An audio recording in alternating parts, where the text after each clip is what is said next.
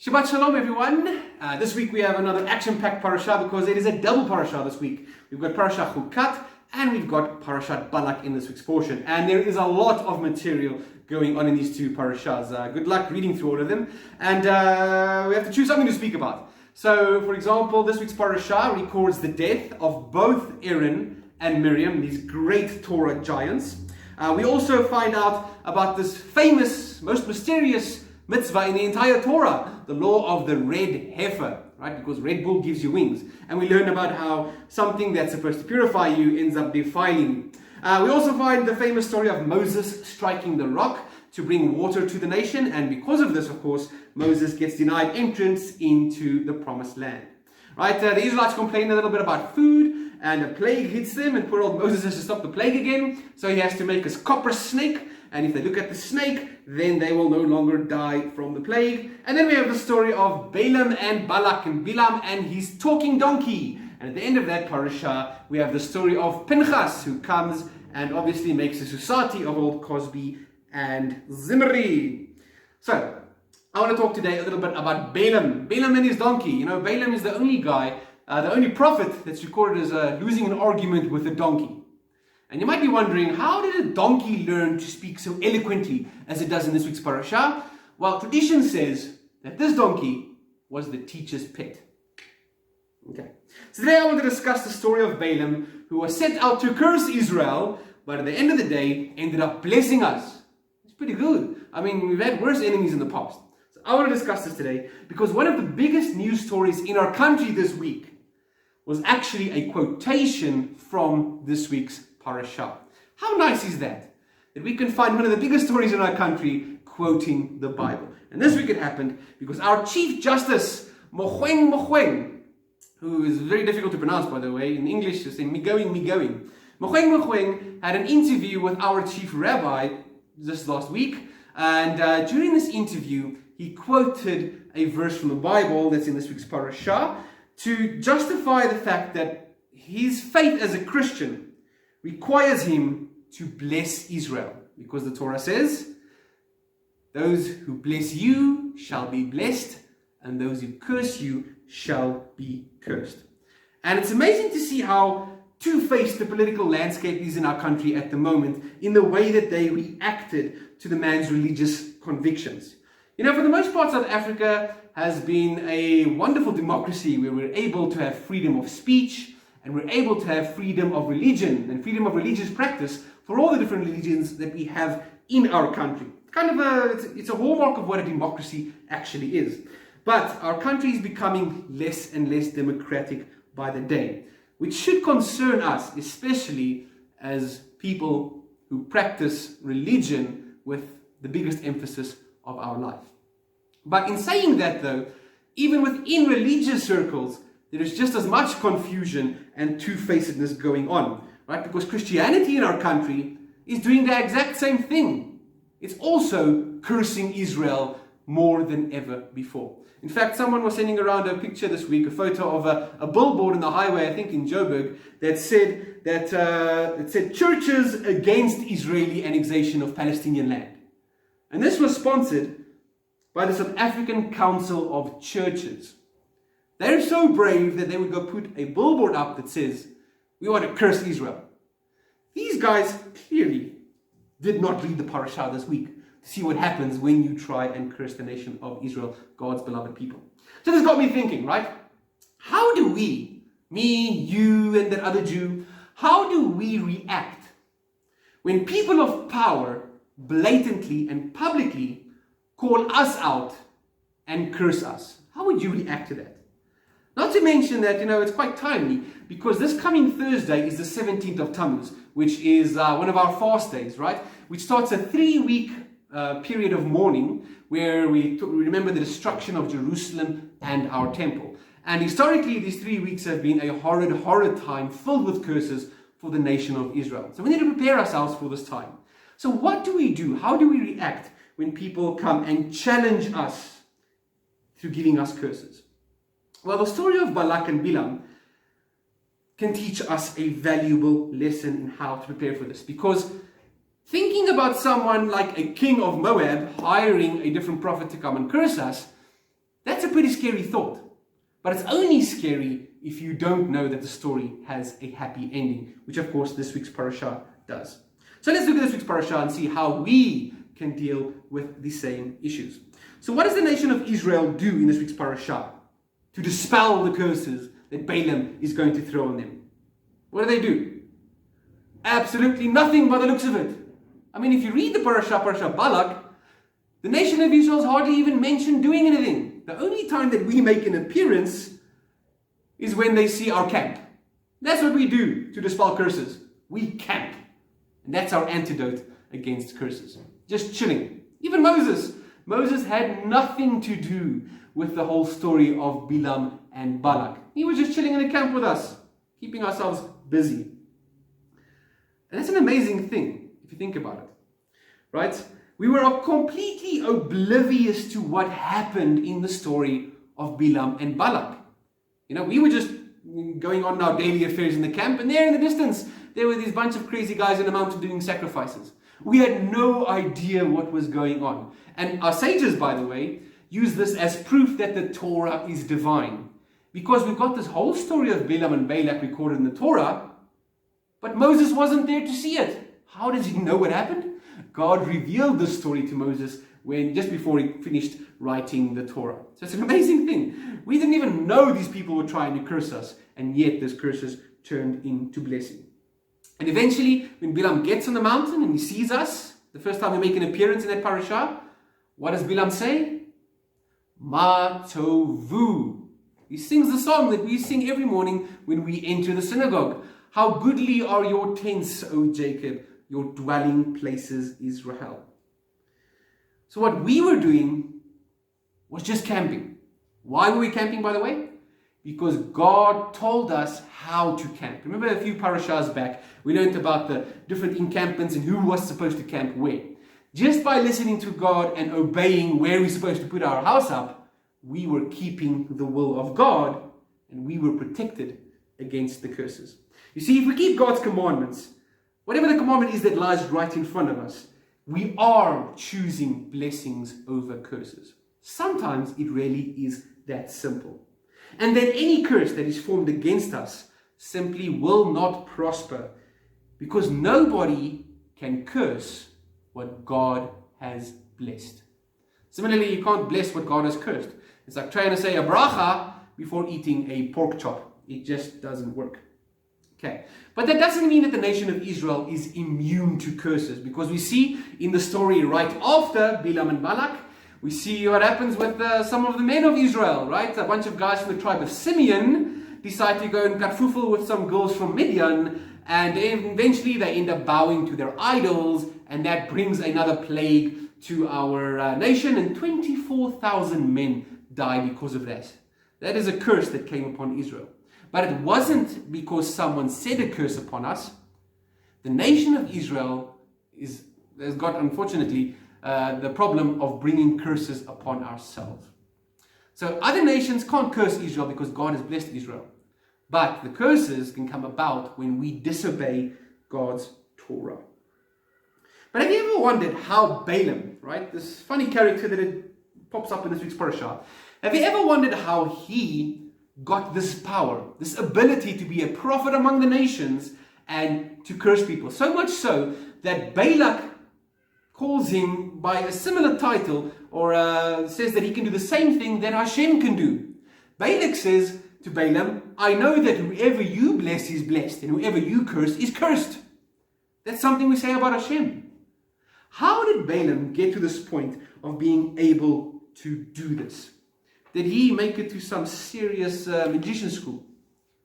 Well, let me tell you an interesting story from the Talmud that explains to us how Balaam is able to give out curses and give out blessings. The Talmud says that this is based upon the idea that God gets angry for a moment every day. Right? The psalmists tell us that God's anger is only for a moment, but his favor is for a lifetime.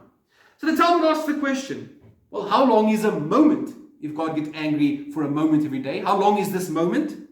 And it concludes that this moment is as long as it takes for a person to say the word rega, which if anyone's been to Israel, you'll know this is probably one of the most important words you need while you're there. Rega means wait, or just wait a moment, right? Or chill out. So as long as it takes you to say the word rega, that's how long God gets angry every day. And that is an opportunity for you to go and say a curse or say a blessing to someone who doesn't deserve it. Apparently Balaam figured out exactly when this moment is every day that God gets angry. And that is when he goes and he says his curses and his blessings. And he decided to use the same trick against the nation of Israel. But of course, God is all-knowing. God knew this was coming. So the Talmud tells us God was very careful not to get angry with the nation of Israel during the time of Balaam. So when Balaam eventually came around and did those sacrifices at the right time on the mountain, and he waited for the moment to curse Israel, when he said the curse, God took that curse and turned it into a blessing. So the Midrash asks the question then, well, if there's such a short time to say a curse, how on earth are you going to curse them? How many words do you need to curse a nation? And it tells the story that Balak chose one word to curse the nation of Israel. He used the Hebrew word kalem, which means destroy them. So in that little second that he had to give a curse, he said kalem, which means destroy them. But of course, Hashem was not to be tricked. Hashem was listening. And Hashem took those words, those 3 Hebrew letters, and he turned them upside down. He said to Balaam, hey, my people speak Hebrew. We read from right to left. And what is it? What is the word if you spell it backwards? What does it say? It gives us the word melech, which means king or kingship. So Hashem took that curse and flipped it and turned it into a blessing. Right? It's called reverse the curse. So while I was reading the story of Balaam this week and his trek through the desert on his donkey, and the 3 stops that he had, where the angel stood in the way to stop him 3 times, where he ended up smacking his donkey, I was thinking about where else in the Torah do we find a story of someone riding on a donkey on his way to some mountain to perform a sacrifice, where he gets stopped 3 times. And you might remember the story that I've told previously from the Midrash about Abraham on his way to Mount Moriah to sacrifice his son Isaac. And on the way to the mountain, the Midrash tells us, Satan tried to stop Abraham 3 times from reaching this mountain to perform the sacrifice, because he understood that the sacrifice of Isaac would be a merit of atonement for his later generations when it comes to Judgment Day. And by the way, this is why even till today, in the prayers for Rosh Hashanah and Yom Kippur, we constantly trying to remind God of the memory of Isaac's ashes, so that we have atonement on that Judgment Day. So what happens in this Midrash is that Satan tries everything in his power to stop the sacrifice of Isaac from happening. The first thing he does is he approaches Abraham and he whispers into Abraham's ear. He arrives as an old man. And he says to Abraham, Abraham, are you sure you didn't maybe hear God wrong? Me and you were both pretty well on age. Maybe your hearing aid's battery was flat or something. Maybe you misheard God. But Abraham quickly shoos him away. So then Satan tries to stop them a second time. This time, he goes to Isaac and he says to Isaac, listen, Isaac, your dad's quite old. I think he's losing his mind. Do you really think that God would tell Abraham to sacrifice his own son? Does the Torah not say you shall not murder? You can't sacrifice human beings? But Isaac quickly shooed Satan away. So then in the last gasp chance, Satan, for the 3rd temptation, decides to change form into this massive river. This massive, broad, wide river. And Abraham is trying to make his way through this river because he can see the mountain just up ahead. And he's about to drown. And then Abraham remembers, wait a minute, I've traveled this road 1,000,000 times before. There's no river here. It's that Satan, that snake, that's transformed into the river. And he rebukes Satan, and immediately the river disappears. It's a pretty cool story. I love that story. But it's not the first time that Abraham is drawn up in a comparison against Balaam. The Pirkei Avot does this very thing. And the reason why the Pirkei Avot compares Abraham and Balaam is because the Torah introduces them on both of their journeys in the same way. At the beginning of Abraham's journey to Mount Moriah, it says Abraham rose early in the morning to saddle his donkey. It says the same thing about Balaam. In this week's parasha, it says Balaam rose in the morning and saddled his own donkey. So the Torah, our sages asked the question, how is it that people of such great renown as Abraham and Balaam sat on their own donkey? These guys are famous. They've got servants who are supposed to saddle the donkey for them. And this teaches us about their commitment to what they are about to do. Abraham was so committed to perform an act of righteousness that he rose early in the morning and saddled his own donkey. And Balaam was so committed to perform this act of evil and cursing that he saddled his own donkey, even though he was a superstar. So here's what the Pirkei Avot tells us when it compares the two of them. This is from Pirkei Avot chapter 5, Mishnah number 19. It says, whoever possesses these three things is a disciple of Abraham. If he has a good eye, what does that mean? That you don't need glasses? No, a good eye is a Hebrew idiom. It means someone who is generous, who doesn't get jealous when he sees his neighbor get a new car, who doesn't get jealous when he sees someone else have a privilege that he himself doesn't have. That is someone with a good eye. Okay, the second attribute is a person who has a humble spirit. Humility. Disciples of Abraham have humility. And the third thing is that he must have a moderate appetite. Someone who is happy with his lot and doesn't need more. This is someone who is a disciple of Abraham, our father. But whoever possesses the following three things is a disciple of Balaam. Number one, he has an evil eye. What's an evil eye? Right? Your wife might give you an evil eye every now and then when you don't take out the trash. But once again, it's an idiom. It's the opposite of a good eye. The good eye was generosity. An evil eye is greed. You see everything out of your own perspective. And by the way, the Midrash tells us, I think Rashi tells us, that Balaam actually only had one eye. He was walking around like a one-eyed pirate. So that's the first thing the disciples of Balaam are known for, their greed. Secondly, a haughty spirit. They're arrogant. The disciple of Abraham has humility. A disciple of Balaam has arrogance, a haughty spirit. And the third thing the disciple of Balaam has is a limitless appetite. You will never be satiated. You always want more. This is a disciple of the wicked Balaam. It's a wonderful Mishnah in the Pirkei Avot that compares the two of them. So let's talk a little bit about it. The Midrash that I told you about that records the three tests that Abraham had to go through on the way to Mount Moriah actually plays out again in our Gospels, in the story of Yeshua. If you recall, Yeshua went into the wilderness for 40 days after he was baptized by John the Immerser, and the Holy Spirit came down upon him. Yeshua went into the desert for those 40 days because he knew that his destiny would be to give up his life as an atonement for the nation of Israel. And while Yeshua was in the desert for these 40 days, on his way to Mount Moriah, right on cue, Satan stepped in to try and challenge him 3 times. Right? So these 3 times that Satan tries to tempt Yeshua are the exact 3 things that the Pirkei Avot just mentioned is a characteristic of a disciple of Balaam. Check this out.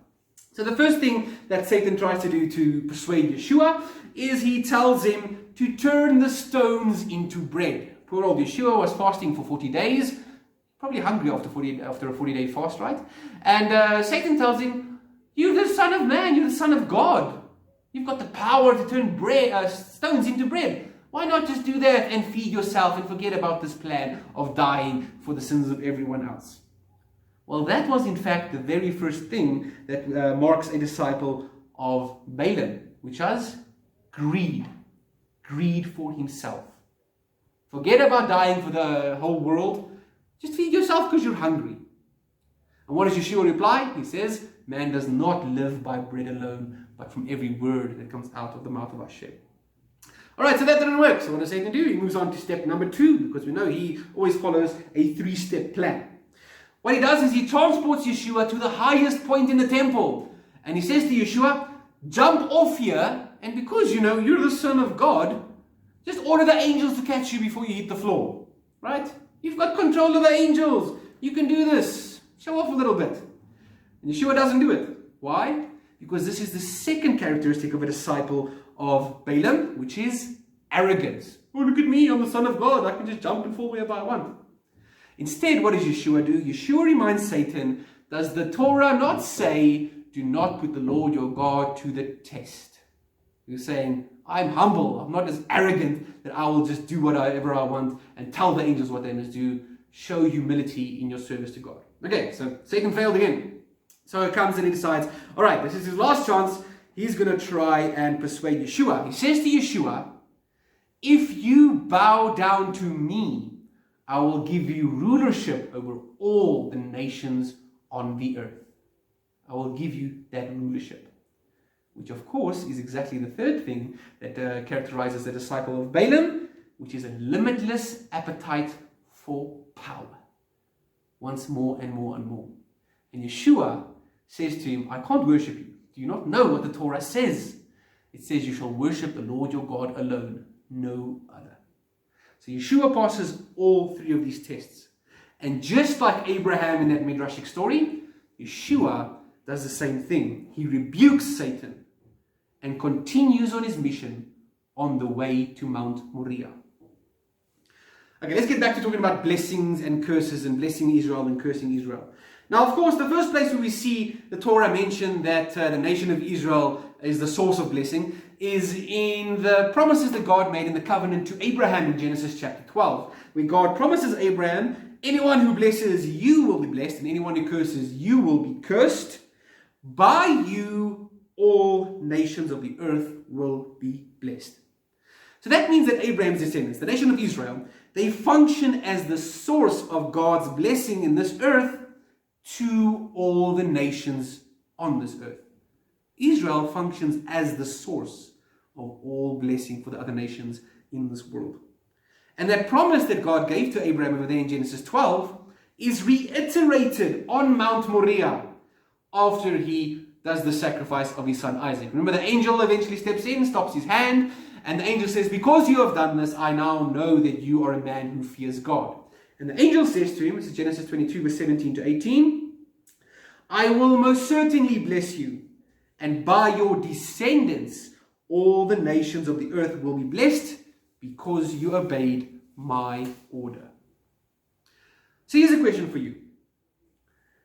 When in history was the whole world blessed by Abraham's descendants?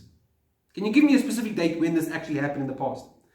When did the nations, the Gentiles, learn about the God of Israel and his blessings thanks to a descendant of Abraham and receive a blessing because of it? Was there a time like this in history? It was through Yeshua. Yeshua was that single descendant through whom the nations were grafted into the tree of Israel. And now that the nations can be grafted into the tree of Israel, that means the nations, the Gentiles, are fellow partakers of the blessings that God bestows upon Israel.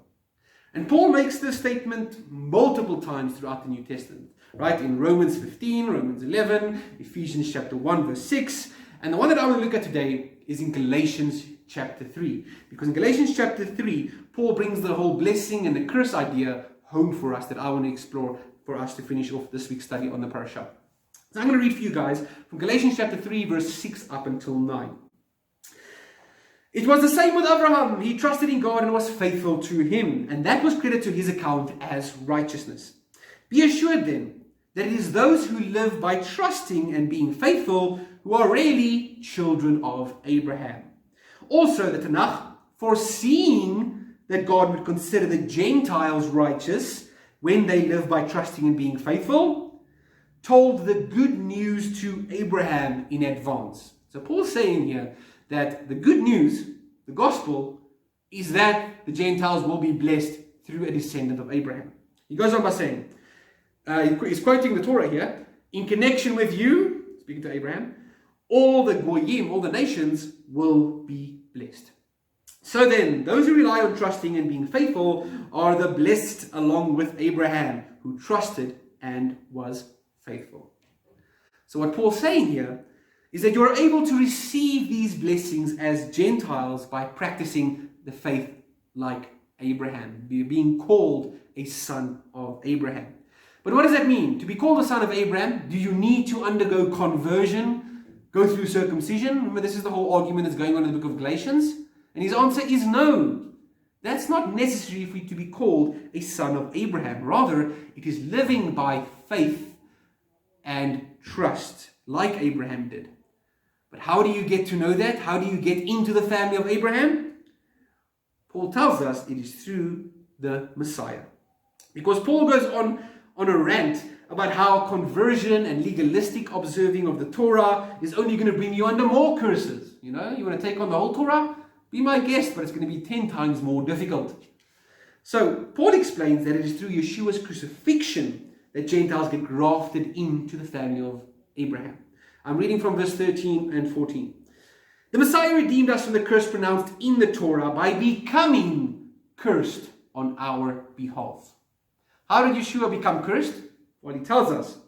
For the Tanakh says, this is in Deuteronomy, everybody who hangs from a stake or hangs from a tree comes under a curse. Yeshua the Messiah did this so that in union with him, right, being joined to Messiah, the Gentiles might receive the blessing that was announced to Abraham. So that through trusting and being faithful, we might receive what was promised, namely the Spirit. Right? Paul's connecting this idea that this is how you get blessed through the Messiah, is how you get joined to the family and receive the blessings that were promised to Abraham way back when. Paul goes on to explain in the Midrash that the promise that God made to Abraham saying, through your seed the nations will be blessed, could be read and understood as a singular seed, not plural seed, but through one seed, through one descendant of Abraham, all the nations will be blessed. And what is that seed? Paul tells us it is the Messiah. So then he ends off chapter 3 by writing the following. This is from verse 26 to the end. It says, for in union with the Messiah, it's important that you're united with the Messiah, you are all children of God through this trusting faithfulness. Because as many of you as were immersed into the Messiah have clothed yourself with the Messiah, in whom there is neither Jew nor Gentile, slave nor free man, male nor female. For in union with the Messiah, Yeshua, you are all one. Also, if you belong to the Messiah, you are seed of Abraham and heirs according to the promise. Which promise? The promise made to Abraham way back when, that through you all the nations will receive a blessing. So the reason why I bring up this quotation from Galatians 3 in Parashat Balak is because in the parasha, God takes Balaam's curse and he turns it into a blessing. The same thing happened for the Gentile nation when Yeshua was crucified. When Yeshua was hanging there on the cross, it looked like a curse, as the Torah says. Anyone who hangs on a tree or on a stake is cursed. But yet God took that perceived curse and turned it into the greatest blessing this world has ever known. The blessing that was promised to Abraham way back then, that through his seed, singular seed, the Messiah, the nations would be blessed. So that curse that Balaam said, where he said, Kalaim, which means to destroy them, was turned on its back into Melech, which means king. When the king of Israel died on the cross and ended up blessing all of mankind. So what do we do when it looks like our leaders, our country, even the representatives of our South African Council of Churches turn around and curse us? How do we react? What do we do in the face of the upcoming 3 weeks of mourning, this time of destruction and curses that befell upon us in the past? What should we do to counter these curses?